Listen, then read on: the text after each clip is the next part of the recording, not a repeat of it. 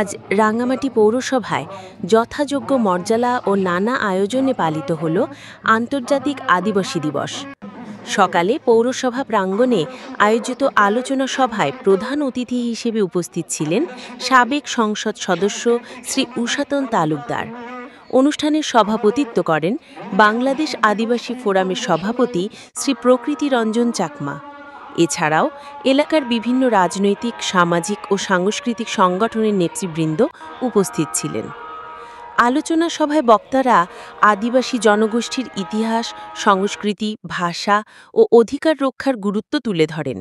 তারা বলেন, আদিবাসীদের ভূমি অধিকার নিশ্চিত করতে হবে এবং আদিবাসী হিসেবে সাংবিধানিক স্বীকৃতি প্রদান করে তাদের ন্যায্য অধিকার প্রতিষ্ঠা করতে হবে। বক্তারা আরও উল্লেখ করেন, আদিবাসী সমাজের ঐতিহ্য শুধু তাদের নিজস্ব গর্ব নয়, বরং সমগ্র জাতির সাংস্কৃতিক সম্পদ। অনুষ্ঠান শেষে একটি বর্ণাঢ্য র্যালি বের হয়। র্যালিটি পৌরসভা চত্বর থেকে শুরু হয়ে শহরের প্রধান সড়ক প্রদক্ষিণ করে শিল্পকলা একাডেমিতে গিয়ে শেষ হয়। র্যালিতে বিভিন্ন সম্প্রদায়ের নারী পুরুষ তাদের নিজস্ব ঐতিহ্যবাহী পোশাক পরে অংশগ্রহণ করেন। হাতে প্ল্যাকার্ড, ব্যানার ও ঐতিহ্যবাহী বাদ্যযন্ত্রের সুরে রাঙামাটির আকাশ মুখরিত হয়ে ওঠে। পুরো আয়োজন জুড়ে ছিল আনন্দ, ঐক্য ও গর্বের আবহ।